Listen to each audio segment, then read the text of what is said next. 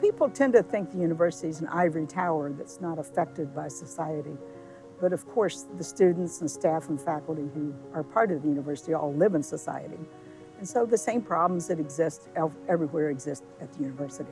So both when I was a student and I particularly could see it as a faculty member, all of the different inequities that affected women and people of color and the GLBT community, anybody who was different. A number of us on the faculty in the College of Business decided that needed to change. Salary inequities, the lack of opportunities, the sexual harassment, the lack of respect, just the whole gamut of things. To some extent, the 1980s, but even more so in the 1990s, there was a grassroots network of women, faculty, staff, and at that time students as well, who were collaborating to write a list of concerns or demands, especially wanting to make sure that there were opportunities for women to be advancing in their careers and to make sure that the university was committed to avoiding sexual harassment. And so people across this campus would type memos and host meetings around lunchtime to really think about how their time and their collective efforts could help to bring about real change. All of this was totally voluntary. We all did it on the top of our regular jobs. And after around the 3 or 4 year mark, we could tell we were all wearing out. We were just out of energy. At that point, the network was so known and had such power to affect things, we didn't want to let it die.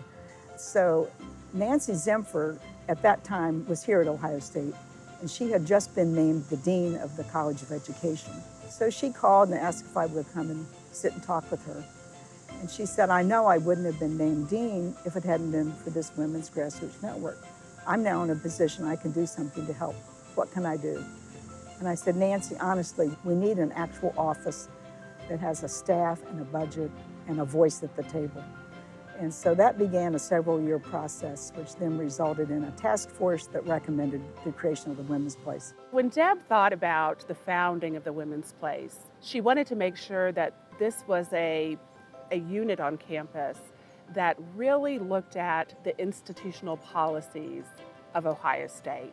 The Women's Place really is based on 4 main pillars of our mission: culture change, influencing policy that benefits women and others, reporting on the status of women, and the 4th is leadership development, knowing that women can be leaders and advocates that make positive change for everyone at the university.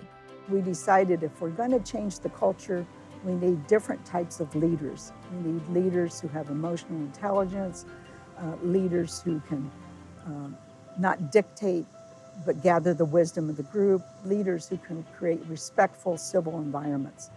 And so we started a leadership development program called the President and Provost Leadership Institute.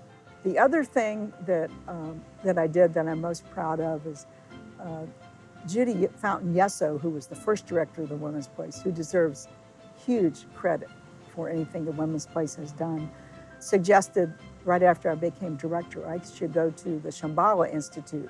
And it was there I was introduced to techniques called the art of hosting meaningful conversations. It was a way of having conversations with people, letting them know that they mattered, letting them know that their voices needed to be heard, and creating that space where everybody could come together. Deb brought that here to Ohio State. She led that charge. It changed how we did our work in the College of Social Work. In fact, the work that we did with the art of hosting through our curriculum, we presented at 2 or 3 national conferences. We consulted at 6 different universities on that methodology because it was so impactful and innovative. In my first weeks of being here at the Women's Place, I was going through some old files from previous directors, and I came across a mimeographed sheet called Deb Ballam's Ideal OSU.